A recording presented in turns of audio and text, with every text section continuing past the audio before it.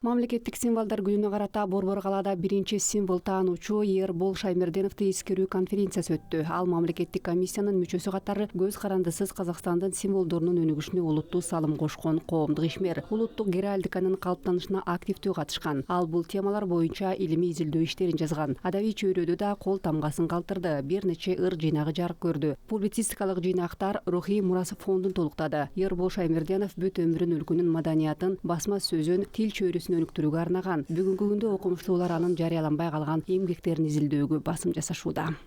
Onun рәміздерден бөлек, афоризмдерден бөлек, Анын символдордон, афоризмдерден жана публицистикалардан тышкары 20га жакын поэзия китептери бар. Анын ыр жыйнактарына бир нече композиторлор обон жараткан. Анын ырларына жазылган сөздөрү да ушул күнгө чейин айтылып келе жатат. Айтыла элек, жарыяланбаган адабий чыгармалары, адабий котормолору дагы эле элдин руханий байлыгына айлана элек. Ал биздин келечектин иши.